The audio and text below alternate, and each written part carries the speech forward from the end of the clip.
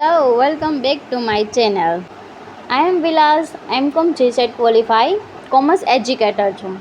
આપ સૌનું સ્વાગત છે અકાઉન્ટિંગ માસ્ટર ચેનલ પર, જ્યાં અમે અકાઉન્ટન્સી, ઇકોનોમિક, બિઝનેસ સ્ટડી અને યુજીસી નેટ GSET કોમર્સને સરળ અને રસપ્રદ રીતે શીખવીએ છીએ. GSET કોમર્સ 2026ની તૈયારી કરતા તમામ ઉમેદવારો માટે આજે આપણે અકાઉન્ટિંગ અને ઓડિટિંગમાં ખૂબ જ ઇમ્પોર્ટન્ટ ટોપિક એટલે કે શેર ઇસ્યુ, જેમાં ફોરફીચર, રીઇસ્યુ અને લિક્વિડેશન ઓફ અ કંપનીનો કમ્પ્લીટ લેક્ચર કરવાના છીએ.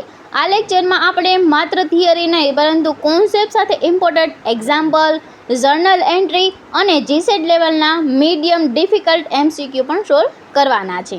તો વિડીયોને અંત સુધી જરૂરથી જોજો, કારણ કે છેલ્લે MCQ દ્વારા તમારું રિવિઝન પણ થઈ જશે. તો ચાલો સમય બગાડ્યા વગર શરૂ કરીએ કોર્પોરેટ એકાઉન્ટનો મહત્ત્વનો ટોપિક. તો સૌપ્રથમ આપણે સમજીએ કે શેર એટલે શું. બરાબર, શેર ઇસ્યુ પછી સમજશું. તો પહેલાં આપણે સમજીએ શેર કોને કહેવામાં આવે છે. તો કે કોઈ પણ ધંધો કે બિઝનેસ શરૂ કરવા માટે આપણે સૌપ્રથમ આપણે નાણાંની જરૂર પડે, કેપિટલની જરૂર પડે. બરાબર, હવે કેપિટલ કોઈ એક માણસ પાસેથી ન લેતા આપણે અલગ અલગ બધા માણસો પાસેથી લઈએ તો એના જે નાના નાના ટુકડા છે એને જ આપણે શું કહેવામાં આવે છે? શેર કહેવામાં આવે છે. તો એક એક્ઝામ્પલ લઈને સમજીએ તો 10 લાખ રૂપિયાનું કેપિટલ ઊભું કરવા માગે છે કોઈ પણ કંપની, બિઝનેસ. તો આખા 10 લાખ રૂપિયા એક વ્યક્તિ પાસેથી લેવાની જગ્યાએ કંપની નાના નાના યુનિટમાં ડિવાઈડ કરે તો તેને આપણે શું કહેવામાં આવે છે? તો કે શેર કહેવામાં આવે છે. બરાબર, તો માનો કે 10 લાખ રૂપિયા છે. બરાબર, એનો 1 રૂપિયા 10નું શેર આપણે બહાર પાડી. બરાબર, તો કુલ કેટલા શેર બહાર પડશે? તો કે 10 લાખ ડિવાઈડ બાય કેના કરશું? તો કે 10 જે ફેસ વેલ્યુ આપેલી છે, એટલે કુલ શેર કેટલા બહાર પડશે? તો કે 1 લાખ રૂપિયાના શેર બહાર પડશે. કુલ શેર કેટલા બહાર પડશે? તો કે 1 લાખ રૂપિયાના શેર બહાર પડશે. બરાબર, તો આને શું કહેવામાં આવે? શેર કહેવામાં આવે છે. બરાબર, શેર એટલે ટૂંકમાં શું કે જેટલી પણ તમારી જે કેપિટલ છે કંપનીની, એ કંપનીની જે નાના નાના ભાગમાં ડિવાઈડ કરે છે, દરેક નાના ભાગને શું કહેવામાં આવે છે? શેર કહેવામાં આવે છે. બરાબર, એ તો તમને ખબર જ હશે બહુ સારી એવી રીતે. ચાલો, તો હવે આજે આપણો પહેલું આપણાને એ જ આપેલું છે ઇસ્યુ ઓફ ધ શેર. તો હવે ઇસ્યુ ઓફ ધ શેર કેને કહેવામાં આવે છે? તો કે કંપની એ શેર બનાવી તો દીધા કે 10 રૂપિયાનો એક શેર અથવા તો 100 રૂપિયાનો એક શેર, પરંતુ કંપનીને પૈસા કેવી રીતે મળશે?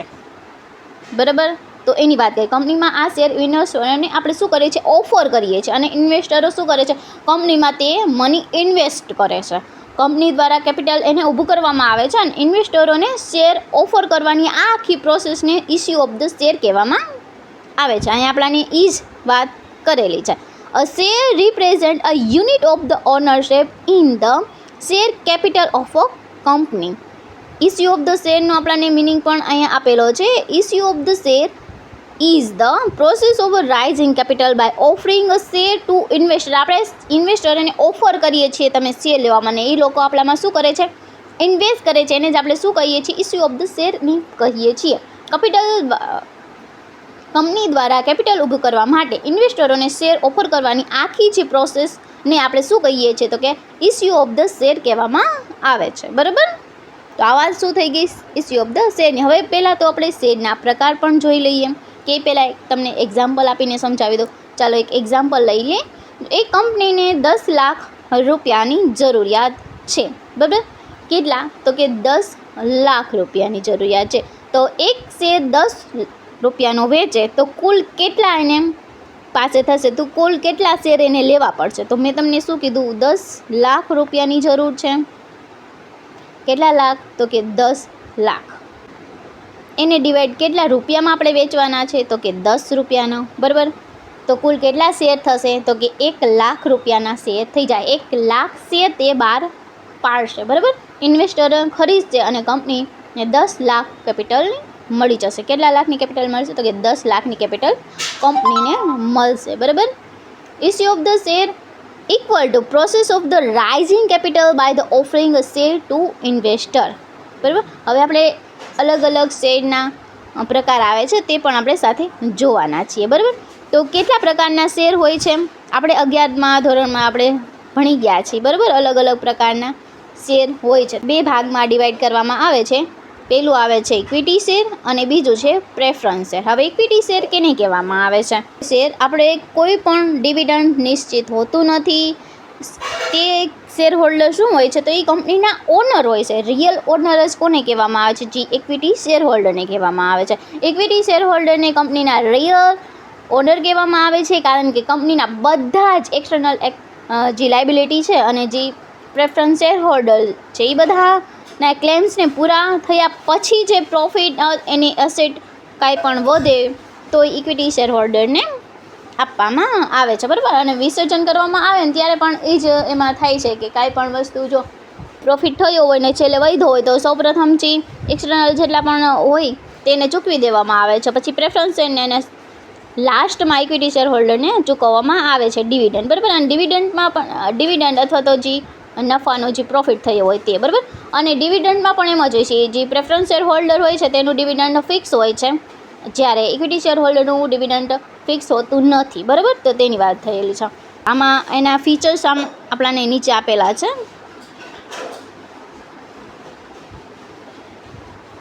રિયલ ઓનર કેને કહેવામાં આવે છે? તો કે ઇક્વિટી શેર હોલ્ડરને કહેવામાં આવે છે. અને ડિવિડન્ડ પણ આમાં ફિક્સ નથી હોતું, બરાબર. ઇક્વિટી શેર હોલ્ડરને ફિક્સ ડિવિડન્ડ મળતું નથી. કંપની અર્ન હાઈ પ્રોફિટ અને હાઈ જે ડિવિડન્ડ મે બી ડિક્લેર, જ્યારે વધુ ડિવિડન્ડ હોય તો મે બી ડિક્લેર કરી દે અને ક્યારેક નથી પણ કરતા, બરાબર. તો એની વાત થયેલી છે. પણ જો પ્રેફરન્સ શેર હોલ્ડરને એને કીધેલું એટલું ડિવિડન્ડ ફરજિયાત ચૂકવવામાં આવે છે, બરાબર. જ્યારે ઇક્વિટી શેરમાં એવું હોતું નથી. અને ઇક્વિટી શેર હોલ્ડરને ઇક્વિટી શેરને વોટ દેવાનો પણ રાઇટ હોય છે. ઇક્વિટી શેર હોલ્ડરને સામાન્ય રીતે વોટિંગ રાઇટ પણ હોય છે. કોઈ પણ તમારે કંપનીમાં ડિસિઝન લેવું હોય કે આ પોલિસી આપણે બનાવીએ છીએ તો એના ઉપર પ્રેફરન્સ શેર હોલ્ડરવાળા જે શેર હોલ્ડર હોય તે લોકો કાંઈ એમાં રિવ્યૂ કે વોટિંગ ન આપી શકે, પણ ઇક્વિટી શેર હોલ્ડર હોય તેમાં વોટ કરી શકે છે, બરાબર. અને સંચાલનમાં તે લોકો ભાગ લઈ શકે છે. તો તેની વાત કરેલી છે. પછી rescheduled and bear the high risk, અને હાઈ રિસ્કને પણ શેર હોલ્ડર જે ઇક્વિટી શેર હોલ્ડર હોય તે બિયર કરે છે, બરાબર. પછી reschedule the claim on profit, એટલે છેલ્લે જે પ્રોફિટ વધેલો હોય તો એમાં બધાની છેલ્લે ઇક્વિટી શેર હોલ્ડરનો વારો આવે છે, બરાબર. તેની પહેલાં જે એક્સટર્નલ જે બોરોવર્સ હોય છે અથવા તો જે પ્રેફરન્સ શેર હોલ્ડર હોય છે તે લોકો આવે છે અને લાસ્ટમાં ઇક્વિટી શેર હોલ્ડરનો વારો આવે છે, બરાબર. ઓન ધ વાઇન્ડિંગ અપ, એટલે જ્યારે વિસર્જન થાય છે, જે બધાય જે વસ્તુ પે થઈ જાય છે, paid off for the creditors, preference share, અને લાસ્ટમાં પછી કોનો વારો આવે છે? ઇક્વિટી શેર હોલ્ડરનો વારો આવે છે, બરાબર. તો આ વાત કેની થઈ કે ઇક્વિટી શેર હોલ્ડરની. બીજો એક પ્રકાર આવે છે પ્રેફરન્સ શેર. પ્રેફરન્સ શેર કેને કહેવામાં આવે છે? ઇક્વિટી શેર હોલ્ડર છે એની પહેલાં જેને પ્રાયોરિટી આપવામાં આવે એને કયો પ્રેફરન્સ શેર હોલ્ડર કહેવામાં આવે છે. Preference share holder enjoy the preference over equity share holder regarding the dividend and repayment of capital. આનું જે પેમેન્ટ ઓફ ધ ડિવિડન્ડ પણ ફિક્સ હોય છે, બરાબર. અને રીપેમેન્ટ ઓફ ધ કેપિટલનો પણ વાઇન્ડિંગમાં ઇક્વિટી શેર હોલ્ડરની પહેલાં એનો વારો આવે છે, બરાબર. તો તેની વાત છે. ડિવિડન્ડની ચૂકવણી કરતી વખતે પ્રેફરન્સ શેરને ઇક્વિટી શેર કરતાં પહેલાં પ્રેફરન્સ શેર એના મળી જાય છે. અને જ્યારે વાઇન્ડિંગ અપ એટલે વિસર્જન થાય ત્યારે પણ કંપનીનું રીપેમેન્ટમાં પ્રેફરન્સ શેર હોલ્ડરને ઇક્વિટી શેર કરતાં પહેલાં પ્રેફરન્સ મળે છે, એટલે તેને પ્રેફરન્સ શેર કહેવામાં આવે છે, બરાબર. એક્ઝામ્પલ તરીકે તમે લઈ લો, પ્રેફરન્સ શેરના શેર હોલ્ડર 2 લાખના હોય અને ઇક્વિટીના કેટલા હોય? 8 લાખ રૂપિયાના હોય. તો હવે જો કંપનીનું વિસર્જન થાય તો શું થાય? તો કે એપ્લિકેશન ક્લેમ અને જે બધી એક્સટર્નલ જે ક્રેડિટરને બધાને ચૂકવાય છે એની બધી પ્રાયોરિટી પૂરી કર્યા પછી શેર હોલ્ડરને કેપિટલ ડિસ્ટ્રીબ્યુશન કરતી વખતે પ્રેફરન્સ શેર હોલ્ડરને પહેલાં આપવામાં આવે પછી કેને આપવામાં આવશે? ઇક્વિટી શેર હોલ્ડરને આપવામાં આવશે, બરાબર. તો તેની વાત અહીંયા કરેલી છે. તો ઇક્વિટી શેર અને પ્રેફરન્સ શેરની તમને ખબર પડી ગઈ. ઇક્વિટી એટલે જે કે એ રિયલ ઓનર છે અને પ્રેફરન્સ શેર એટલે જે ઇક્વિટી પહેલાં જેનો વારો આવતો હોય તે, બરાબર. બીજો આમાં નવું કાંઈ છે ને, એક તો શેર અને એના ઇક્વિટી અને પ્રેફરન્સ એ તમને ખબર જ છે, એના વિશે આપણે બહુ વધુ કંઈ કહેવાની જરૂર નથી. ચાલો હવે એના ટાઈપ્સ. હવે મોસ્ટ આઈએમપી હોય જીસેટ માટેનો તો types of the share capital, એમાંથી દર વખતે ક્વેશ્ચન પૂછાય છે. અત્યાર સુધીમાં આપણે જેટલા પણ પ્રીવાઇક્યુએસ ક્વેશ્ચન સોલ્વ કર્યા છે તેમાં આનો ક્વેશ્ચન આવેલો છે. ઓથોરાઇઝ કેપિટલ કોને કહેવામાં આવે છે? ઇસ્યુ કેપિટલ કોને કહેવામાં આવે છે? સબસ્ક્રાઇબ કેપિટલ કોને કહેવામાં આવે છે? કોલ્ડ અપ કેપિટલ કેને કહેવામાં આવે છે, બરાબર. આની જે ડેફિનેશન છે, મિનિંગ છે, તેમાંથી ક્વેશ્ચન દર વખતે પૂછવામાં આવે છે, એટલે મોસ્ટ ઇમ્પોર્ટન્ટ છે, બરાબર. તો ભૂલાય નહીં. 1 by 1 ક્લિયરી A to Z આપણે શીખવાના છે. તો સૌપ્રથમ આવે છે ટાઈપ્સ ઓફ શેર કેપિટલ. હવે તો પહેલાં તો શેર કેપિટલ્સ એટલે શું, તો શેર કેપિટલ એટલે ટૂંકમાં હું તમને કહું તો કે કંપની દ્વારા શેર હોલ્ડર ઇસ્યુ કરીને જે શેર હોલ્ડર પાસેથી જેટલું ઊભું કરવામાં આવેલું કેપિટલ એને શેર કેપિટલ કહેવામાં આવે છે. એના અલગ અલગ ટાઈપ્સ છે જે આપણે નીચે સ્ટડી કરવાના છે. ક્યાં છે તો કે authorise capital, issue capital, subscription capital, cold up capital અને પેડ અપ કેપિટલ. બરાબર, વન બાય વન આપણે બધા જોવાના છે. અને મોસ્ટ આઈએમપી છે 2024-25માંથી ઓથોરાઇઝ કેપિટલમાંથી ક્વેશ્ચન પૂછાયેલો હતો કે એમાં શું આવે છે. બરાબર, તો આ સમજવું જરૂરી છે. ચાલો, તો પહેલું આપણે છે ઓથોરાઇઝ કેપિટલ. ઓથોરાઇઝ કેપિટલ કેને કહેવામાં આવે છે, તો અહીંયા આપણને આપેલું છે authorise capital is a maximum capital that a company is authorise to issue. અને શું કહેવામાં આવે છે, ઓથોરાઇઝ કેપિટલ કહેવામાં આવે છે. બરાબર, એટલે શું કીધું આમાં તો કે મેક્સિમમ જે પણ કેપિટલ બહાર પાડે છે એને અથવા તો ઇસ્યુ કરે છે શેરની એને ઓથોરાઇઝ કેપિટલ કહેવામાં આવે છે. સત્તાવાર મૂડી કહેવામાં આવે છે ગુજરાતીમાં આપણે કહીએ તો. બરાબર, authorise capital is a maximum amount of the share capital that a company is authorise to issue according to constitutional ડોક્યુમેન્ટના હિસાબે જે પણ એની ઓથોરાઇઝ કેપિટલ હોય તે બહાર પાડે છે. નોમિનલ કેપિટલ અથવા તો રજિસ્ટર કેપિટલ પણ એને કહેવામાં આવે છે. એનું બીજું નામ છે નોમિનલ કેપિટલ અથવા તો રજિસ્ટ્રેટેડ કેપિટલ કહેવામાં પણ આવે છે. તમને આવું પૂછાય છે કે નોમિનલ કેપિટલ કેને કહેવામાં આવે છે, તો કે ઓથોરાઇઝ કેપિટલને નોમિનલ કેપિટલ પણ કહેવામાં આવે છે. ખાસ બરાબર, તો એ ખાસ યાદ રાખજો, નોમિનલ કેપિટલ અને રજિસ્ટ્રેટેડ કેપિટલ. બરાબર, કંપની તેના જે કોન્સ્ટિટ્યુટ અને ડોક્યુમેન્ટ મુજબ મેક્સિમમ જેટલું પણ શેર કેપિટલ ઇસ્યુ કરી શકે છે ને તેને શું કહેવામાં આવે છે, ઓથોરાઇઝ કેપિટલ કે સત્તાવાર કેપિટલ કહેવામાં આવે છે. બરાબર, જેમ કે એક્ઝામ્પલ હું તમને આપું તો કે 20 લાખનું. બરાબર, તો એ શું થઈ ગયું, એ સત્તાવાર મૂડી થઈ ગઈ. કંપની મેક્સિમમ 20 લાખનું કેપિટલ બહાર પાડી શકે છે તેની વાત છે. હવે પછી બહાર વધારે 20 લાખ એક સાથે બહાર પાડવા, 10 એમાંથી બહાર પાડવા એ કંપનીની મરજી છે. બરાબર, તો મેક્સિમમ કેટલું પાડી શકે છે તો કે 20 લાખ સુધીનું પાડી શકે છે તેની વાત છે. તેનો એ અર્થ નથી કે 20 લાખ એકચ્યુઅલ ઇસ્યુ એને કરી દીધા હોય. મેં તમને કીધું ને કે એકચ્યુઅલમાં એટલા જ ઇસ્યુ કરી દીધા એવું જરૂર નથી. એમાંથી 15 કરે, 10 કરે, મે બી 5 લાખ કરી શકે. બરાબર, તો તેની વાત છે. ઓથોરાઇઝ એટલે કે મેક્સિમમ જેટલી પણ એની લિમિટ જે કંપનીની હોય ને એના ડોક્યુમેન્ટમાં આપેલી હોય ને તે. બરાબર, ચાલો તેના પછી આવે છે ઇસ્યુ કેપિટલ. ઇસ્યુ કેપિટલ કેને કહેવામાં આવે છે તો કે part of the authorise capital offer issue two public. હવે જો ઓથોરાઇઝ કેપિટલમાં મેં તમને કેટલા કીધા, 20 કીધા. બરાબર, 20માંથી જેટલા જે પબ્લિકને ઓફર કરવામાં આવશે ને એને શું કહેવાશે તો કે ઇસ્યુ કેપિટલ કહેવામાં આવશે. 20 લાખમાંથી 15 લાખ આપણે બહાર પાડી દીધા, ઇસ્યુ કરી દીધા, તો એને શું કહેવાશે, ઇસ્યુ કેપિટલ કહેવામાં આવે છે. ઓથોરાઇઝ કેપિટલમાંથી કંપની જેટલું પણ કેપિટલ ઇન્વેસ્ટર પબ્લિકને ઇસ્યુ અથવા તો ઓફર કરે છે તેને ઇસ્યુ કેપિટલ કહેવામાં આવે છે. બરાબર, તો ખાસ ભૂલાય નહીં. 20 લાખમાંથી આપણે કેટલા બહાર પાડ્યા તો કે 15 બહાર પાડ્યા, તો એને શું કહેવાશે તો કે એને ઇસ્યુ કેપિટલ કહેવામાં આવે છે. બરાબર, ચાલો તેના પછીનું આવે છે સબસ્ક્રાઇબ કેપિટલ. એને શું કહેવામાં, સબસ્ક્રાઇબ કેપિટલ એટલે કે part of the issue capital subscribe by the public. હવે 15 બહાર પાડ્યા, હવે 15માંથી અને ઇન્વેસ્ટર કેટલામાં ઇન્વેસ્ટ કરે છે તો એને શું કહેવામાં આવે છે, સબસ્ક્રાઇબ્ડ કેપિટલ કહેવામાં આવે છે. બરાબર, કંપની જેટલું પણ શેર કેપિટલ ઇસ્યુ કર્યું, જેમ કે આપણે 15નું કર્યું ને, સત્તાવાર મૂડી કેટલી હતી, 20 લાખની હતી. 20 લાખમાંથી આપણે ઇસ્યુ કેપિટલ કેટલી થઈ તો કે 15 લાખની. 15 લાખમાંથી હવે સબસ્ક્રાઇબ કેપિટલ કેટલી થશે તો કે ઇસ્યુ કેપિટલ જે આપણે કર્યું 15 લાખનું તેમાંથી ઇન્વેસ્ટર એટલે કે શેર હોલ્ડર જેટલી પણ મૂડી હશે એ સબસ્ક્રાઇબ કરશે તેને આપણે શું કહેવામાં, સબસ્ક્રાઇબ કેપિટલ કહેવામાં આવે છે. એટલે 15માંથી આપણે માની લ્યો કે 12 લાખ સુધીના શેર સબસ્ક્રિપ્શન આપણે કરી આવે પબ્લિકે, તો એને શું કહેવામાં આવે છે, 12 લાખ સુધીનું આપણે સબસ્ક્રાઇબ કેપિટલ છે. બરાબર, તો તેની વાત કરેલી છે. 15માંથી કેટલા, 12. તો ખાસ તે ધ્યાન રાખજો, આમાંથી ક્વેશ્ચન દર વખતે પૂછાય છે એટલા માટે હું ફરી વારથી તમને રિપીટ કરાવું છું, ફરી વારથી. ચાલો તેના પછી આવે છે કોલ્ડ અપ કેપિટલ. હવે શું થશે, cold up amount of the share capital cold from the share holder. હવે કેટલી વસ્તુ મગાવવા, કેટલી પૈસા મગાવવામાં આવે શેર, જેટલા પણ આપણા શેર હોલ્ડર બની ગયા, હવે એમાંથી કેટલા રૂપિયા આપણે એને પાસેથી મગાવીએ છીએ તેની વાત અહીંયા કરેલી છે. બરાબર, સબસ્ક્રાઇબ્ડ શેર પર કંપની એ શેર હોલ્ડર પાસેથી જેટલી અમાઉન્ટ હાલમાં મગાવેલી હોય તેને આપણે કોલ્ડ અપ કેપિટલ કહેવામાં આવે છે. આપણી પાસે કેટલા જે 20 હતા સત્તાવાર મૂલ્ય, એમાંથી 12 આપણે ઇસ્યુ કેપિટલ ને 15 આપણે શું થઈ ગઈ ઇસ્યુ કેપિટલ થઈ ગઈ. ને ઇસ્યુમાંથી જે સબસ્ક્રાઇબ્ડ કેપિટલ શેર કેટલા આવ્યા તો કે 12 લાખના આવ્યા. 12 લાખમાંથી હવે કોલ્ડ અપ આપણે મગાવીએ છીએ કેટલા તો કે 10 લાખ આપણે પહેલાં કોલ્ડ અપમાં આપણે અત્યાર સુધી કંપની 10 લાખ કોલ્ડ કર્યા હોય તો એને શું કહેવામાં કોલ્ડ અપ કેપિટલ કહેવામાં આવે છે. બરાબર, તો તે ખાસ ધ્યાન રાખજો.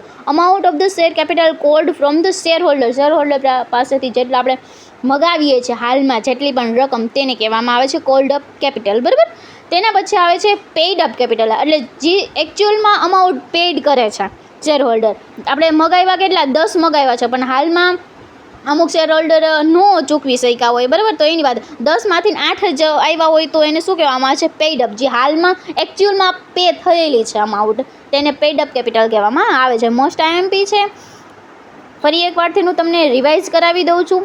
ઓથોરાઇઝ કેપિટલ એટલે કે maximum limit of the capital. Company પાસે કેટલી મેક્સિમમ સત્તાવાર મૂડી બહાર પાડવાની લિમિટ છે એને આપણે ઓથોરાઇઝ કેપિટલ સત્તાવાર મૂડી કહેવામાં આવે છે. તેના પછી આવે છે ઇસ્યુ કેપિટલ. ઇસ્યુ કેપિટલ એટલે કે 20 લાખ આપણી સત્તાવાર મૂડી હોય એમાંથી આપણે જેટલા પણ બહાર પાડી છીએ 15 લાખ 10 લાખ તો એને શું કહેવામાં આવે છે ઇસ્યુડ કેપિટલ કહેવામાં આવે છે. સબસ્ક્રિપ્શન એટલે કે આપણે પબ્લિકને કેટલા એમાંથી સબસ્ક્રાઈબ આપણે 15 બહાર પાડી દીધા પણ 15 કંપની પબ્લિક નો પણ સબસ્ક્રાઈબ કરતા હોય. બરાબર, એની વાત થયેલી છે. જેટલા સબસ્ક્રાઇબ કરે તેને આપણે સબસ્ક્રાઇબ્ડ કેપિટલ કહેવામાં આવે છે.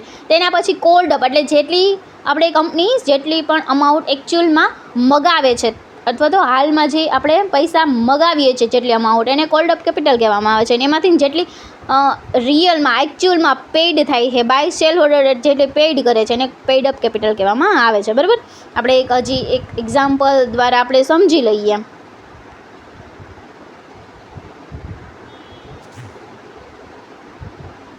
તો અહીંયા આપણાને આપેલું છે ઓથોરાઇઝ કેપિટલ આપણાની કેટલી છે તો કે 10 લાખ રૂપિયાની છે. એટલે મેક્સિમમ આપણી કંપની 10 લાખની કેપિટલ બહાર પાડી શકે ઓથોરાઇઝ. બરાબર, તેમાંથી આપણે ઇસ્યુ કેટલી કેપિટલ કરી છે તો કે 8 લાખનું. બરાબર, 8 લાખમાંથી કંપની કેટલા સબસ્ક્રાઇબ કરે છે શેર તો કે 7 અને 50 લાખનો. અને 7 અને 50માંથી આપણે રિયલમાં મગાવીએ છીએ કેટલા તો કે 7 લાખ રૂપિયા મગાવીએ છીએ. અને એમાં પેઇડ શેર હોલ્ડર કેટલા પે કરે છે તો કે 6,80,000 પેઇડ કરે છે. બરાબર, ખાસ તે ધ્યાન રાખજો. આટલું સમજાઈ ગયું? આમાં કંઈ ક્વેશ્ચન હોય તો તમે મને કોમેન્ટ કરીને પૂછી શકો છો. બરાબર, આપણે અત્યાર સુધીમાં શેર શું છે તે જોયું અને ટાઈપ્સ ઓફ શેર કેપિટલ જોયું. બરાબર, હવે આપણે જોવાના છે ઇસ્યુ એટ પાર. બરાબર, ગુજરાતીમાં તમે જોવું હોય તો મેં બી તમે અહીંયા જોઈ શકો છો. બરાબર, તો મેં ગુજરાતીમાં પણ આપેલું છે ઓથોરાઇઝ એટલે કે સત્તાવાર મૂડી. બરાબર, આમાં જો સબસ્ક્રાઇબ એમનું ઇંગ્લિશ જ આપી દીધેલું છે પણ હું બોલું છું તો ગુજરાતીમાં ન સમજાય તો તમે મને કહી શકો છો. બરાબર, ચાલો તેના પછી આવે છે ઇસ્યુ એટ પાર એટલે શું?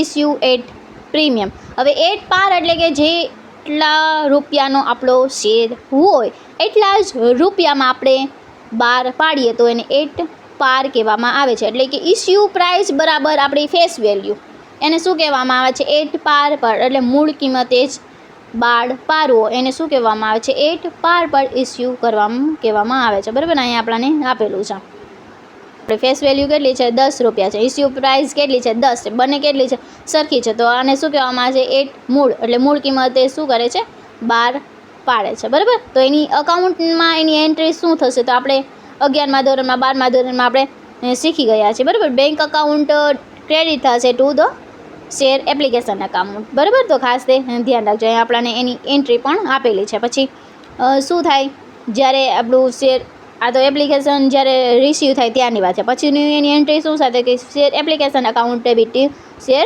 Capital account. બરાબર, અને પછી અલોટમેન્ટ સમયે શેર અલોટમેન્ટ અકાઉન્ટ કહેવાય ક્રેડિટ થશે અને પછી ડેબિટ થશે અને તું શેર કેપિટલ અકાઉન્ટ ક્રેડિટ થશે. બરાબર, તો ખાસ તે ધ્યાન રાખજો. આ એની આપણાને નીચે એન્ટ્રી પણ એની જનરલ એન્ટ્રી પણ આપેલી છે. આપણને જનરલ એન્ટ્રી નથી પૂછાતા પણ બધાના મિનિંગ ક્લિયર હોવો જોઈએ, કોન્સેપ્ટ ક્લિયર હોવો જોઈએ. તેમાંથી ડેફિનેશન મિનિંગમાંથી આપણને ક્વેશ્ચન પૂછાઈ જાય છે. બરાબર, તો ખાસ તે ધ્યાન રાખજો.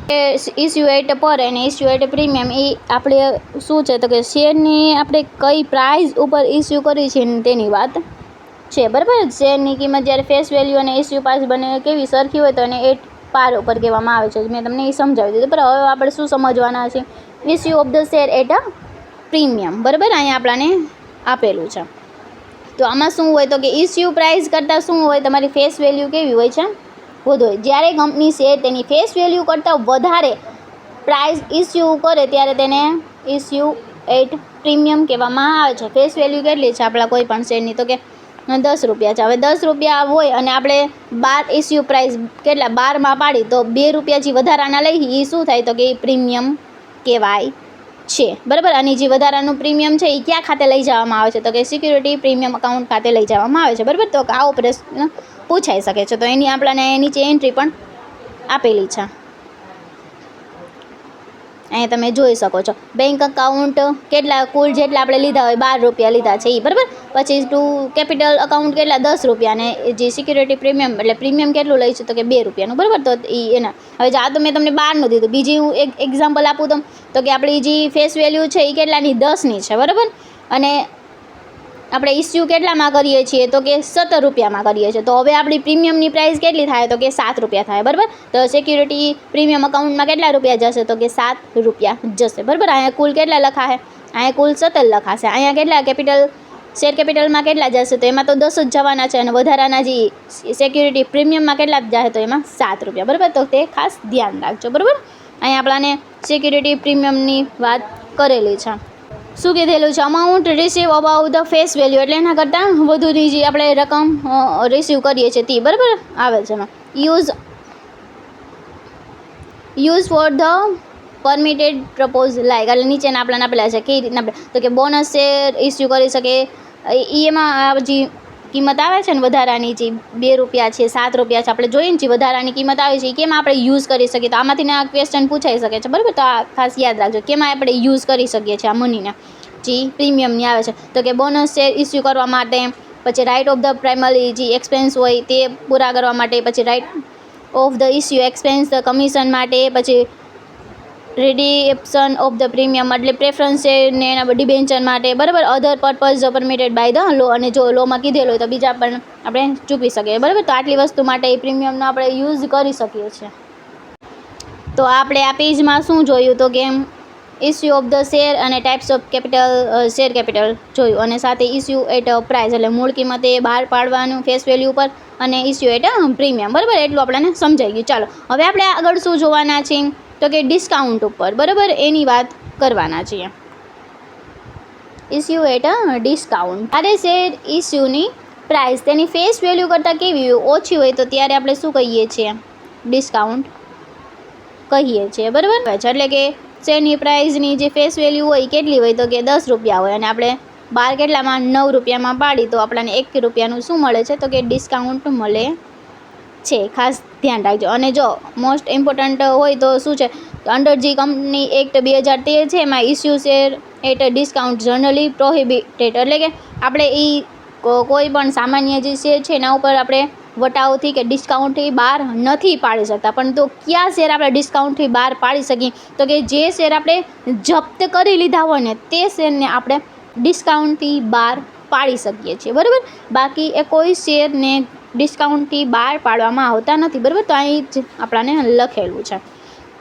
Under the Company Act 2013, issue of the share at a discount is a generally prohibited subject to the specific statutory exception, એટલે કે જે જપ્ત કરેલા હોય ને આપણે બહાર પાડી શકીએ, બાકી એ કોઈ શેર આપણે ડિસ્કાઉન્ટ ઉપર બહાર પાડી શકતા નથી. મોસ્ટ આઈએમપી છે, યાદ રાખવું જરૂરી છે. બરાબર, ચાલો તેના પછી આવે છે issue of consideration other than cash. હવે ક્યારેક કોઈ પણ કંપની મશીનરી અથવા તો અસેટ અને આખો બિઝનેસ ખરીદી લે છે. બરાબર, બધી જ્યારે ખરીદે ત્યારની વાત છે.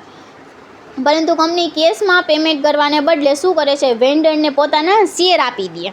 તો આ ત્યારની વાત છે. તો તેને issue of the consideration other than cash કહેવામાં આવે છે. બરાબર, ખાસ યાદ રાખજો શું મેં કીધું, ક્યારે issue four consideration other than cash કહેવામાં આવે છે કે જ્યારે કોઈ પણ કંપની મશીનરી અસેટ અથવા તો આખો જે બિઝનેસ એ ખરીદી લે છે, પરંતુ કેસમાં પેમેન્ટ કરવાને બદલે જે વેન્ડર છે તેને પોતાના શેર આપે છે, તો એને શું કહેવામાં આવે છે કે issue four consideration other than cash કહેવામાં આવે છે. બરાબર, અહીંયા આપણને એ જ કીધેલું છે.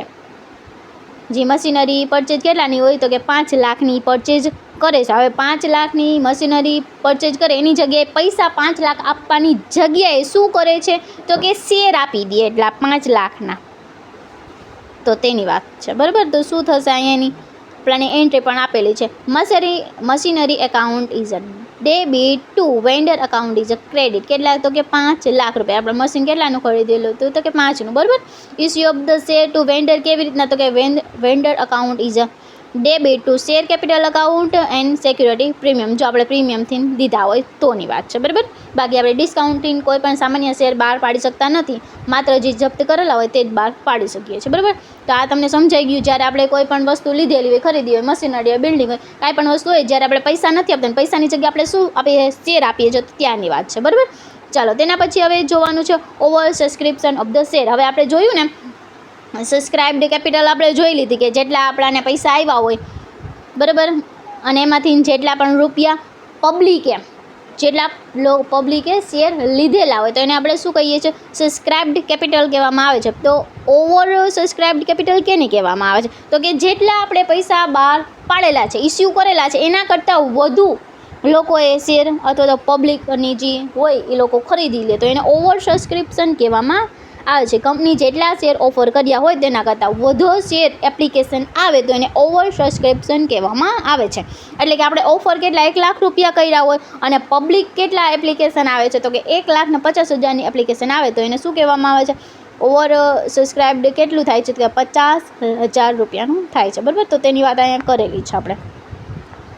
ઉપર આપણે એક્ઝામ્પલ કેટલાનું જોયું હતું તો કે 20 લાખની આપણે ઓથોરાઇઝ કેપિટલ હતી. એમાંથી ઇસ્યુ કેપિટલ કેટલી હતી તો કે 15 લાખની હતી બરાબર. 15 લાખમાંથી આપણે સબસ્ક્રાઇબ કેટલા આવ્યા હતા માત્ર 10 જ આવ્યા હતા. હવે 10ની જગ્યાએ જ્યાં 15 આપણે ઇસ્યુ કર્યા હતા 15 લાખ રૂપિયા આપણે ઇસ્યુ કર્યા હતા 15ની જગ્યાએ જો 16 લાખ રૂપિયાનું સબસ્ક્રિપ્શન આવી જાય એટલે એપ્લિકેશન આપણી પાસે આવે તો જે 1 લાખ રૂપિયા પાછળના છે ને એને ઓવર સબસ્ક્રિપ્શન કહેવામાં આવે છે બરાબર. તો ભૂલાય નહીં આ.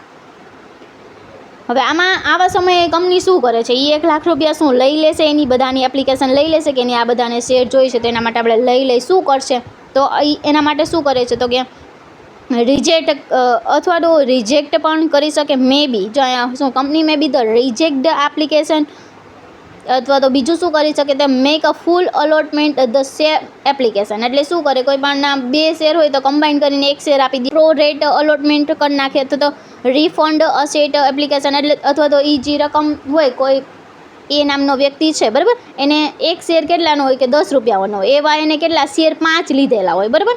તો એ શું કરે 5 શેરના એને પૈસા આપ્યા તો એને 1 જ શેર આપે અને બાકીના જે પૈસા છે એ એના શું કરી નાખે જે કોલ્ડ કેપિટલ હોય ને એમાં પણ એ લઈ લે છે બરાબર. તેના પછી આવે છે અબજેસ્ટ એ જે એપ્લિકેશન મની અગેન્સ્ટ મેં તમને વાત કરી તે જ આમાં કીધેલું છે બરાબર. એટલે એ વધારાની જે મની આવેલી હોય એ મગાવેલી જે કોલ્ડ 1 ને 2 ને એમાં એ યુઝ કરી લેશે બરાબર. તો તેની વાત થયેલી છે. ઓવર સબસ્ક્રિપ્શન એટલે કે જેટલી મૂડી આપણે ઇસ્યુ કરેલી છે એના કરતાં વધુ આવે એને ઓવર કહેવામાં આવે છે બરાબર. એના પછી આવે પ્રો રેટ અલોટમેન્ટ. એમાં શું હોય છે તો કે ઓવર સબસ્ક્રિપ્શન થાય ત્યારે એપ્લિકેશનને તેમના એપ્લિકેશનના પ્રમાણના શેર અલોટ કરવામાં આવે તેને પ્રો રેટ અલોટમેન્ટ કહેવામાં આવે છે. મેં તમને ઉપર સમજાવેલું. એપ્લિકેશન કેટલાની 1,20,000ની આવે ને અલોટ કેટલા કરવાના આવે 1 લાખ શેર જ અલોટ કરવાના હોય તો રેશિયો કેટલાનો થાય તો કે 6:5નો રેશિયો થશે. એટલે કે 6 શેર બરાબર કેટલા એને અલોટ કરવાના 5 ને કરવાના બરાબર. તો ખાસ તે ધ્યાન રાખજો. પ્રો રેટ અલોટમેન્ટ બરાબર પ્રોપરેટ અલોટમેન્ટ એટલે કે જેટલા પણ એને અલોટ કર્યા છે ને એટલા પ્રમાણમાં એને એટલા આપી દે. જેટલી એપ્લિકેશન આપેલી હોય ને એટલા શેર એને અલોટ કરી દે બરાબર. એપ્લિકેશન કેટલા શેરની છે તો કે 6ની છે માટે એપ્લિકેશન કરી હોય તો એને 5 જ શેર અલોટ થશે બીજું કાંઈ નહીં. એટલી વાત સમજી લેવાની બરાબર.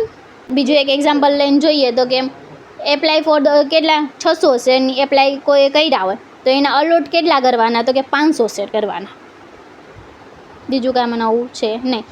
કોઈ પણ એ જે છે શેર એને એપ્લિકેશન કર્યું હોય પણ કંપની એને 6:5ના અહીંયા રેશિયો કેટલાનો નીકળે તો કે 6:5નો નીકળે. અહીં જેટલાનો રેશિયો નીકળ્યો હતો ને એ પ્રમાણે આપણે એને અલોટ કરવાના હોય બરાબર. બીજું આમાં નવું કાંઈ છે નહીં. ચાલો તેના પછી હવે આપણે જોઈએ કોલ ઇન એટલે કે કંપની શેર હોલ્ડર પાસે જે અમાઉન્ટ મગાવ્યા છે પરંતુ શેર હોલ્ડર ડ્યુ ડેટ સુધીમાં અમાઉન્ટ ચૂકવ્યું નથી તો તેને કોલ ઇન રેઝ કહેવામાં આવે છે. કોલ ઇન રેન્જ કેને કહેવામાં આવે છે? તો કે જેટલી અમાઉન્ટ મગાવી લીધેલી છે પણ તે શેર હોલ્ડરે હજી સુધીમાં પેડ કે ચૂકવેલી નથી એને કહેવામાં આવે છે. આપણે કેટલા મગાવેલા છે? તો કે 2 લાખ મગાવેલા છે, બરાબર, પણ એને 1,80,000 જ આપ્યા છે, બરાબર. તો આ જે 20,000 રૂપિયા જે આપણાને આપ્યા નથી તો એને શું કહેવામાં આવે છે? તો કે કોલ ઇન રેન્જ કહેવામાં આવે છે, બરાબર.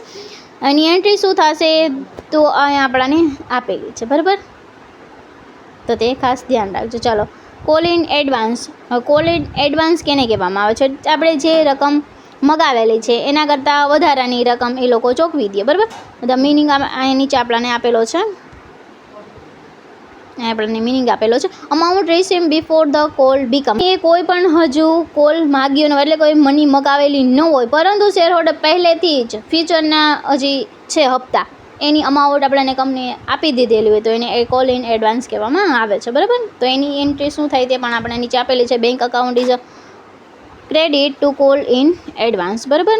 અને અહીં નીચે આપણને એક કી પોઈન્ટ પણ આપેલો છે. શું આપેલું છે? તો કે call in advance is a liability of the company is not a share capital until the call become. જ્યાં સુધી આપણે મગાવી નહીં ત્યાં સુધી આપણી લાયબિલિટી ગણાશે, બરાબર. તો એ ખાસ યાદ રાખજો. ચાલો, તેના પછી આવે છે ફોરફીચર શેર. ફોરફીચર શેર કેને કહેવામાં આવે છે? એટલે કે શેર જપ્તી, બરાબર, આપણે ગુજરાતીમાં કહીએ તો. હવે શેર જપ્તી કેને કહેવામાં આવે? શા માટે શેર જપ્ત કરે છે? તો કે જ્યારે શેર હોલ્ડર કંપનીએ માગેલી જેટલી પણ શેરની મની હોય, એટલે કે કોલ મની સમયસર ન ચૂકવતા હોય. પહેલા હપ્તામાં એને કેટલા મગાવ્યા હોય? 10 રૂપિયાનો શેર હોય, પહેલા હપ્તામાં એને 7 મગાવેલા હોય, બીજામાં એને 2 મગાવેલા હોય, પછી 1 મગાવેલો હોય તો હવે એને 7 ચૂકવી દીધેલા હોય, પછી 2 ન ચૂકવેલા હોય ને 1 ન ચૂકવેલા હોય, ઘણો સમય થઈ ગયો હોય તો શું કરે છે એ લોકો? એટલા શેર શું કરે? જપ્ત કરી લે છે, બરાબર. તો એને આપણે સામાન્ય રીતે શું કરીએ? શેર જપ્તી કહેવામાં આવે છે, બરાબર. આ જે 7 રૂપિયા રહે છે એ આપણે જપ્ત કરી લઈએ છીએ અને પછી એને શું કરીએ છીએ? રીઇસ્યુ કરીએ છીએ. તો એને શું કહેવામાં આવે છે? જપ્તી કહેવામાં આવે છે. અહીંયા મિનિંગ આપણાને આપેલો છે. Non payment of the call and share are the cold according the article and legal process, બરાબર. તો એને આપણે શેર જપ્તી કહેવામાં આવે છે. ગુજરાતીમાં આપણે કહીએ તો કે જ્યારે શેર હોલ્ડર કંપનીએ મગાવેલી શેરની મની, એટલે કે કોલ મની સમયસર ચૂકવતો નથી અને જરૂરી નોટિસ અને લીગલ જે પણ પ્રોસિડ્યોર પછી કંપની તેના શેર કેન્સલ કરે છે તેને આપણે શેર જપ્તી કે ફોર્ચ્યુનર્સ કહેવામાં આવે છે, બરાબર. તે ખાસ ધ્યાન રાખજો. અને આ શેર જપ્તી કઈ રીતના કરવામાં આવે છે? પહેલાં આપણે એ પેમેન્ટ નથી કરતા, મેં તમને કીધું ને, 1નું કરે છે ને પછી 2નું નથી કરતા, પછી એને નોટિસ આપવામાં આવે પણ તે પૈસા ભરતા નથી અને પછી શું કરવામાં આવે છે? તો કે શેર જપ્ત કરવામાં આવે છે અને શેર જેટલા પણ લીધેલા હોય કેન્સલ કરી દેવામાં આવે છે, બરાબર. હજી એક હું તમને એક્ઝામ્પલ આપું તો કે 100 રૂપિયાનો 10 રૂપિયાનો એક શેર છે અને 100 એની પાસે શેર છે અને કંપનીએ 3 રૂપિયા પહેલાં કોલ કરે છે. કેટલા? 3, બરાબર. અને પછી શું કરે છે? એ 3 રૂપિયા પહેલાં જ જે હોય એ જ ચૂકવતો નથી, એને નોટિસ પણ આપે છતાં પણ તે ચૂકવતા નથી, તો એના શેરને શું કરી દે છે? કેન્સલ કરી દે છે, બરાબર. તો તેની વાત અહીંયા કરેલી છે. ચાલો, તેના પછી આવે છે કન્ડિશન ફોર ધ ફોરફીચર. હવે કેટલી કન્ડિશન હોવી જોઈએ? શા માટે આપણે કે ભાઈ શેર જપ્ત કરીએ છીએ? એની કેટલી શરત છે? તો તે આપણને અહીંયા કીધેલું છે. તો ફર્સ્ટ આપણને શું આપેલું છે? There must be in the valid call. આપણે જે કોલ કરેલો એ કેવો હોવો જોઈએ? વેલિડ હોવો જોઈએ, બરાબર. પછી આપણને કીધું call money must be remain unpaid, એટલે પે કરેલી હોવી જોઈએ નહીં અને એ આપણા આર્ટિકલ અને એમાં પ્રોવાઈડ કરેલી હોય છે. પ્રોપર નોટિસ પણ આપણે એને આપેલી હોવી જોઈએ, બરાબર. અને સ્ટેટ્યુટરી રિક્વાયરમેન્ટ પ્રોસિડ્યોર મસ્ટ બી ફોલો, એટલે જેટલા પણ આપણા જે રૂલ્સ રેગ્યુલેશન હોય એ બધી ફોલો કરવાની વાત કરેલી છે, બરાબર. તો ખાસ તે ધ્યાન રાખજો. આ બધી એની શેર જપ્તી કરવાની બધી શરતો છે. આપણે કોઈ પણ શેરના 10 રૂપિયા મગાવેલા હોય, બરાબર, અને 10માંથી એ લોકોએ 5 મગાવેલા હોય, પહેલાં 4 મગાવેલા હોય, પછી 5 મગાવેલા હોય અને પછી 1 મગાવેલો હોય, એમાંથી એને 4 પે કરી દીધા હોય અને 5 પે કરી દીધા હોય, પછી છેલ્લેના 1 જે રૂપિયો હોય છે એને પે ન કર્યો હોય અને આપણે એને નોટિસ પણ ન આપી હોય, એ પહેલાં જ આપણે એના શેર જપ્ત કરી શકાતા નથી, બરાબર. તો એની વાત કરેલી છે. આપણે નોટિસ મોકલેલી હોવી જોઈએ અને પૈસા અનપેઇડ હોવા જરૂરી છે, બરાબર. ત્યારે જ આપણે શેર જપ્ત કરી શકીએ છીએ, કેન્સલ કરી શકીએ છીએ, બરાબર. ચાલો, તેના પછી આવે છે જે શેર આપણે જપ્ત કરી લીધા છે, મેં તમને કીધું ને, એને આપણે કેનમાં તો કે ડિસ્કાઉન્ટથી બહાર પાડી શકીએ છીએ, તેની જ વાત કરેલી છે. ફોરફિટ એટલે કે જપ્તીના શેર ઇસ્યુ એટ પાર, એટલે જેટલી કિંમતમાં હોય એટલે જ કિંમતમાં આપણે ને બહાર પાડવાનું હોય. તો 100 રૂપિયાનો એક શેર હોય તો એને આપણે ઈચ એટલે દરેકને 10 રૂપિયામાં બહાર પાડતા હોય ને કોલ્ડ અપ એટલે અત્યાર સુધીમાં મગાવેલી મૂડી કેટલી છે તો કે 8 રૂપિયા છે અને પર શેર કેટલા 5 રૂપિયાના અનપેડ છે, એટલે 3 રૂપિયા શેર શું છે તો કે એ કુલ કેટલા છે તો કે 3 રૂપિયા અનપેડ છે. ટૂંકમાં હું તમને સમજાવું અહીંયા બાજુમાં તો કે શું કોઈ પણ શેર છે એના એક શેર કેટલા 10 રૂપિયાનું છે ટૂંકમાં, બરાબર. ચલો અહીંયા નીચે સમજાવું તમને. એક શેર કેટલાનો છે 10 રૂપિયાનો છે. 10 રૂપિયામાંથી એને 8 રૂપિયા કોલ્ડ અપમાં મગાવી લીધેલા છે. આટલા મગાવેલા છે કોને? કંપનીએ મગાવેલા છે. પણ શેર હોલ્ડરે કુલ કેટલા ચૂકવેલા છે તો કે માત્ર ને માત્ર 5 રૂપિયા ચૂકવેલા છે. બાકીના જે અનપેઇડ કેટલા છે તો કે 3 રૂપિયા અનપેઇડ છે. તો હવે કંપની જપ્ત કરશે તો કેટલા રૂપિયા એ જપ્ત કરી શકશે તો કે માત્ર ને માત્ર 5 રૂપિયા છે એ જપ્ત કરી શકશે અને એના શેર શું કરી શકશે? કેન્સલ કરી શકશે, બરાબર. તો અહીંયા આપણાને એ જ વાત કીધેલી છે, બરાબર. તો 100 × 3 જે અનપેઇડ છે તે આપણાને આપેલા એટલે 300 રૂપિયા થાય અને અર્લી રિસીવ એટલે કુલ આપેલા કેટલા 5 રૂપિયાને આપેલા છે, બરાબર. એનાથી પે કરેલા છે. તો 100 × 5 એટલે 500 એની પાસે શેર છે. એની એન્ટ્રી આપણાને નીચે આપેલી છે. એન્ટ્રી આપણાને બહુ પૂછાતી નથી, આપણાને એનો અર્થ ખબર હોવી જોઈએ, બરાબર. તો એમ પૂછાઈ જાય કે જે જપ્ત કરેલા શેર હોય શું આપણે એને ડિસ્કાઉન્ટમાં બહાર પાડી શકીએ તો કે હા, આપણે એને ડિસ્કાઉન્ટ પર બહાર પાડી શકીએ છીએ, બરાબર. અથવા તો તમને એવો ક્વેશ્ચન પણ પૂછાઈ જાય કે કુલ કેટલા આપણે ક્યાં સુધીનું ડિસ્કાઉન્ટ આપી શકીએ, તો જેટલા આપણે જપ્ત કરેલા હોય ને એટલું જ આપણે એને ડિસ્કાઉન્ટ આપી શકીએ, બરાબર. એનાથી વધુ આપણે ડિસ્કાઉન્ટ આપી શકતા નથી, તો તેની વાત કરેલી છે. ચાલો, આમાં કાંઈ ન સમજાય એવું હોય તો તમે મને કોમેન્ટ કરીને પૂછી શકો છો, બરાબર. આના પછીનું ગુજરાતીનું પણ અહીંયા મેં આપેલું છે, તમે જોઈ શકો છો, બરાબર. ગુજરાતીમાં પણ મેં બધા એક્ઝામ્પલ પણ આપેલા છે, જેમ મેં ઇંગ્લિશમાં કરાવ્યું તેમ, અને એની એન્ટ્રી પણ લખેલી છે, બરાબર. તો તમે સ્ક્રીનશોટ લઈ શકો છો. આ પણ ગુજરાતીમાં જ અહીંયા આપેલું છે, બરાબર.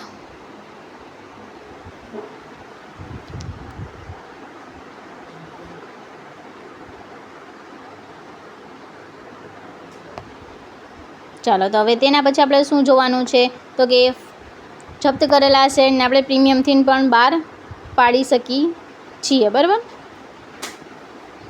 કઈ રીતના પ્રીમિયમથી બહાર પાડી શકીએ તો કે જેટલા જપ્ત થયેલા હોય એની વધારાના આપણે પૈસા લઈ લે. 2 રૂપિયા 3 રૂપિયા મેં તમને કીધું 10 રૂપિયાનો શેર હોય, 10 રૂપિયાનો શેર હોય ને 12માં બહાર પાડી તો એ 2 રૂપિયા શું થઈ ગયું? પ્રીમિયમ થઈ ગયું. તો પ્રીમિયમથી પણ આપણે બહાર પાડી શકીએ છીએ, બરાબર. તો તેની અહીંયા વાત કરેલી છે. તેના પછી આવે છે રીઇસ્યુ. પછી આપણે એને રીઇસ્યુ પણ કરી શકીએ છીએ. જેટલા આપણે જપ્ત કરી લીધા હોય, જાણે કે આપણે 10 રૂપિયા હોય શેરના, બરાબર. એમાંથી 7 રૂપિયા આપણે એને ભરેલા હોય, એની 7 રૂપિયાને આપણે જપ્ત કરી લીધા છે, તો આ 7 રૂપિયાનો શેર આપણે ફરીવારથી પણ બહાર પાડી શકીએ છીએ, બરાબર. તો તેની વાત કરેલી છે.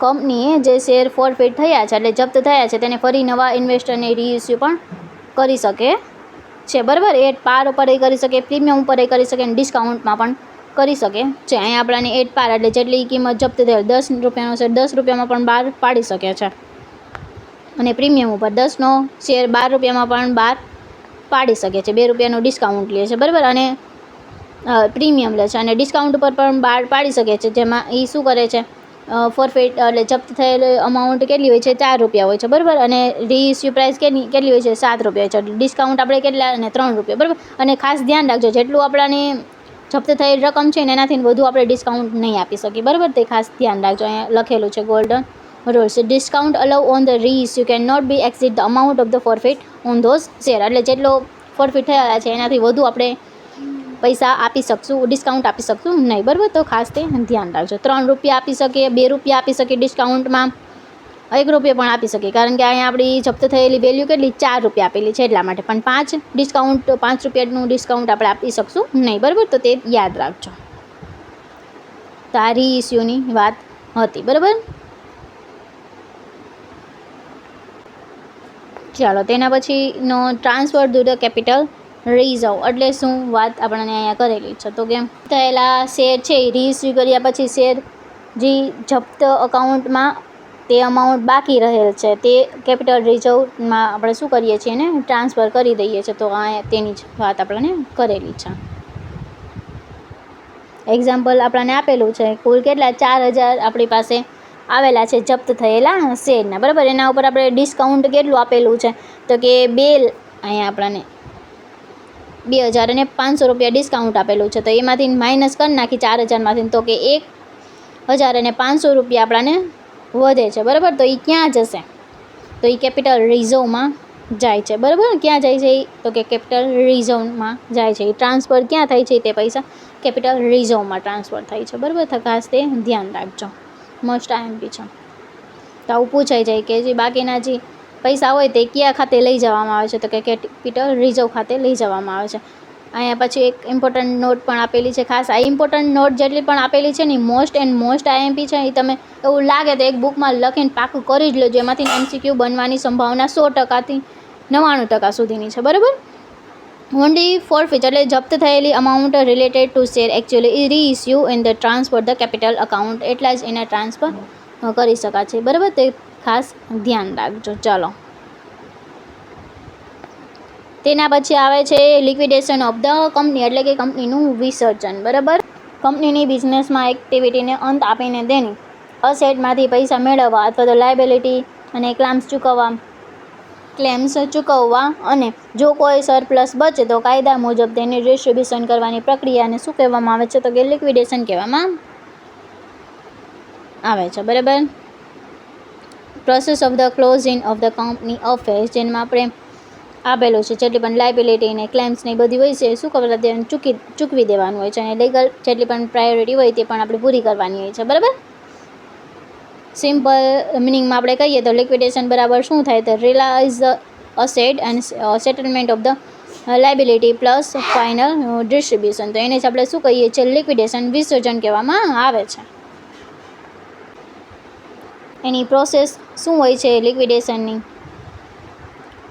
તો કે કંપનીના જેટલા પણ અફેર્સ હોય એ પૂરા કરવાના, પછી જે લિક્વિડેશનની શરૂઆતની એની પ્રક્રિયા ચાલુ કરવાની, પછી શું હોય છે એના ઉપર લિક્વિડેટર હોય ને એ બધા કામ એના ઉપર કંટ્રોલ કરે છે, બરાબર. પછી અસેટ રિલાઇઝ કરે છે, પછી જેટલી બી લાયબિલિટી હોય એ બધું સેટલમેન્ટ કરે છે, પછી કોઈ પણ સરપ્લસ વધતો હોય પ્રોફિટ કે એવું કાંઈ તો એ બધા વચ્ચે ડિસ્ટ્રીબ્યુટ કરવામાં આવે છે, બરાબર.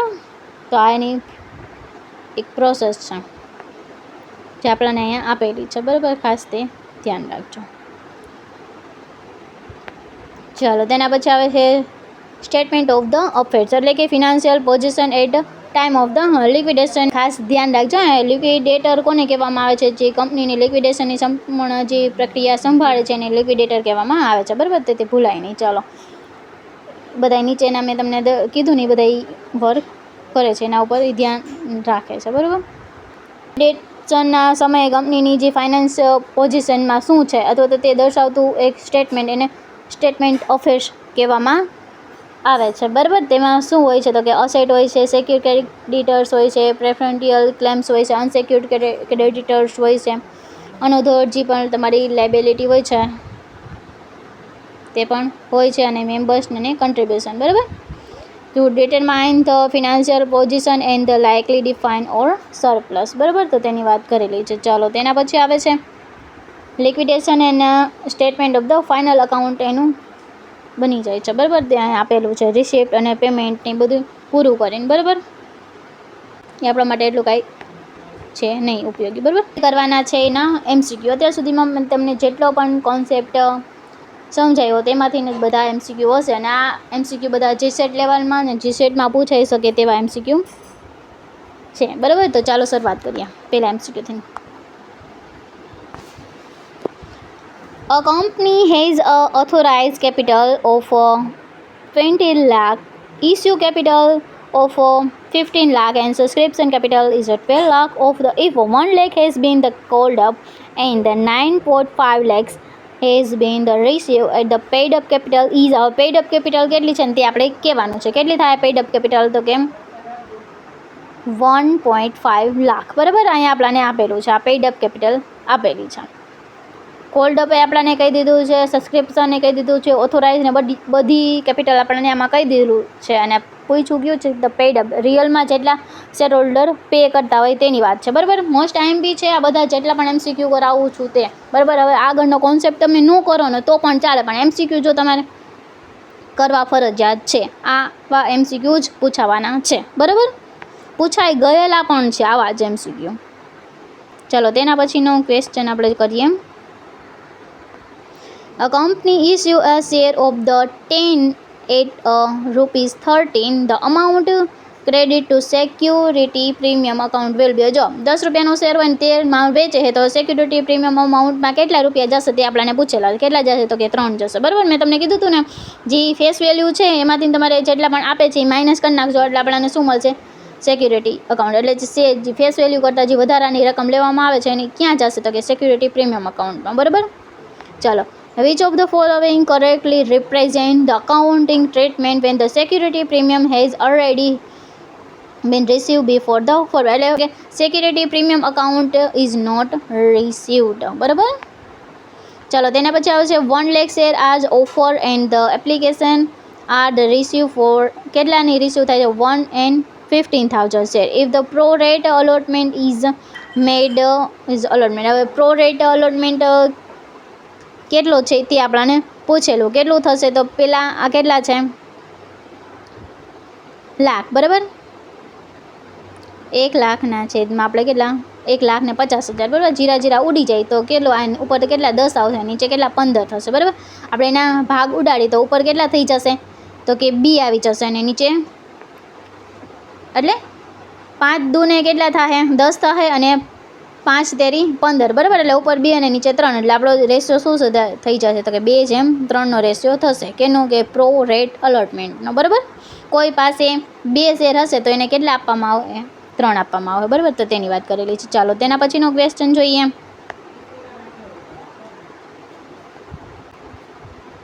A share has paid 6 per share on the 10 share. The ₹8 is called up and the share are the for જપ્ત કરે છે. The amount credit to the share forfeitures account is per share will be. કેટલા રૂપિયા forfeiture અકાઉન્ટમાં જાય છે તો કે 6 રૂપિયા જાય, કારણ કે પેડ કેટલા એને કરેલા હોય છે 6 જ કરેલા હોય છે. કુલ ₹10નો શેર છે અને પેડ એને 6 રૂપિયા કરે છે, 8 રૂપિયા મગાવેલા છે. એક જ મિનિટ જો અહીં કરીને સમજાવો. 10 રૂપિયાનો શેર છે એમાંથી 8 રૂપિયા કંપની મગાવે છે, પણ શેર હોલ્ડર પે કેટલા કરે તો માત્ર 6 રૂપિયા જ પેડ કરે છે. તો જપ્ત કેટલા રૂપિયા થાય તો કે માત્ર ને માત્ર 6 રૂપિયા જ જપ્ત થશે, બરાબર. તો તેની વાત કરેલી છે. ચાલો તેના પછીનો ક્વેશ્ચન જોઈએ. Is 10 share on the which 7 has been forfeited is reissue for ₹5. The maximum permissible discount on resume. એટલે કેટલું ડિસ્કાઉન્ટ આપણે એને આપી શકીએ તેની વાત કરે છે. મેં તમને શું કીધેલું, જેટલી જપ્ત થયેલી છે ને તેટલા રૂપિયાનું જ આપણે એને ડિસ્કાઉન્ટ આપી શકીએ, તેનાથી વધુ આપી શકતા નથી. તો આમાં શું કીધું 10 રૂપિયાનો શેર છે અને ઓન ધ વીજ 7 રૂપિયા શું કરે છે જપ્ત કરી લે, તો 7 રૂપિયા સુધીનું જ આપણે વધુના વધુ ડિસ્કાઉન્ટ આપી શકીએ, એના કરતાં વધુ આપણે ડિસ્કાઉન્ટ આપી શકતા નથી, બરાબર. ચાલો તેના પછી આવે છે તેના પછીનો question. 500 forfeit share have ₹6 per share credit to share forfeit account. They reissue at 8 per share against the face value of the 10. The amount transferred to the capital reissue-માં કેટલા રૂપિયા જશે ને તે આપણે કહેવાનું છે. કેટલા જશે તો કે 1,000 રૂપિયા એમાં જશે, બરાબર. આ ટાઈપના ક્વેશ્ચન જે જપ્તીમાં આપણે જપ્ત શેર કરીને રીઇસ્યુ કરીને કેટલા કેપિટલ અકાઉન્ટમાં જઈને મોસ્ટ IMP UGC નેટની એક્ઝામમાં પૂછાય, બરાબર. તો ખાસ તે ધ્યાન રાખજો. આટલા ડિટેલ્સમાં GSETમાં આપણે પૂછાતા નથી, તો પણ આપણે સમજવું જરૂરી છે. મેં તમને આ સમજાવી દીધેલું છે, બરાબર. ચાલો તેના પછીનો ક્વેશ્ચન કરીએ. Which statement regarding call is advance in current. હવે એડવાન્સમાં આપણે પૈસા આપી દઈએ તો એને કોલ ઇન એડવાન્સ કહેવામાં આવે છે, બરાબર. તો એ આપણે લાયબિલિટી પણ કહેવાય છે. તો એમાં કેમાં કીધેલું છે, હા જો એ જ આપણને પૂછેલું છે. It is liability of the કંપનીની શું છે લાયબિલિટી છે. ચાલો તેના પછીનો ક્વેશ્ચન આપણે જોઈએ. Under the net asset method purchase consideration. ચાલો આ તો છે ને અમાલ્ગેમેશન ને મર્જરનો ક્વેશ્ચન આવી ગયો છે, બરાબર. આ તે સમજાવીશ ત્યારે હું કરાવીશ. ચાલો તેના પછીનો ક્વેશ્ચન છે. ઇફ ધ પરચેઝ કન્સિડરેશન, આ પણ એનો જ છે question. Combination correctly under the transaction the section અમાલ્ગમેશનમાંથીના ક્વેશ્ચન આવી ગયો છે, કાંઈ વાંધો નહીં. ચાલો ઓકે, નો પ્રોબ્લેમ. ચાલો આ બધા ક્વેશ્ચન આવી ગયા છે આપણે અમાલ્ગમેશનમાં. હવે ઇમ્પોર્ટન્ટ આપણે નોટ આપેલી છે, તમે રીડ કરી શકો છો. સિક્યુરિટી પ્રીમિયમ એટલે કયું આપણે કેમ આપી શકીએ? જે ઇસ્યુ પ્રાઇસ હોય માઇનસ આપણે શું કરવાની એમાંથી ફેસ વેલ્યુ કરી નાખવાની, એટલે આપણને શું મળે તો કે સિક્યુરિટી પ્રીમિયમ મળી જાય, બરાબર. કોલ્ડ ઇન અરેન્જ એટલે કે અમાઉન્ટ જે આપેલી હોય એમાંથી જે અમાઉન્ટ રિસીવ થયેલી છે તે માઇનસ કરવાનું, બરાબર. હવે રીઇસ્યુ ડિસ્કાઉન્ટ તો કે ફેસ વેલ્યુ જેટલી હોય ને એમાંથી રીઇસ્યુ પ્રાઇસ હોય એ માઇનસ કરનાર એટલે આપણને એમાં રીઇસ્યુ ડિસ્કાઉન્ટ મળી જાય, બરાબર. કેપિટલ રિઝર્વ કેમાંથી મળે તો કે જપ્ત કરેલી જેટલી પણ અમાઉન્ટ હોય છે એમાંથી રીઇસ્યુનું જે ડિસ્કાઉન્ટ હોય તે આપણે કરી દઈએ એટલે આપણને શું મળી જાય તો કે કેપિટલ રિઝર્વ મળી જશે, બરાબર. પછી ગુડવિલ આપણે ફાઇન્ડ કરવી હોય તો પરચેજી કન્ટ્રી અમાલ્ગમેશનના ક્વેશ્ચનમાંથી આપેલું છે, બરાબર. એ આપણે રિવાઇઝ કરવાની જરૂર નથી, હું તમને અલગથી એક ચેપ્ટર કરાવી જ દઈશ, બરાબર. ચાલો આ મોસ્ટ ટાઈમ બી છે, તમે રીડ કરી શકો છો, બરાબર. ચાલો તેના પછી ઇસ્યુ ઓફ ધ શેર આપેલું છે, જેને આપણે બહાર પાડી શકીએ, એ બહાર પાડી શકીએ ઇસ્યુ ઓફ શેરને પ્રીમિયમ ઉપર અને ડિસ્કાઉન્ટ ઉપર પણ બહાર પાડી શકીએ છીએ, બરાબર. ડિસ્કાઉન્ટ ઉપર આપણે કી બહાર પાડી શકીએ જે જપ્ત થયેલા હોય તે જ, બરાબર. પછી ઓવર સબસ્ક્રિપ્શન આવે છે, કોલ્ડ ઇન અરેન્જ, આ બધા આપણે ટર્મ ખબર છે, બરાબર.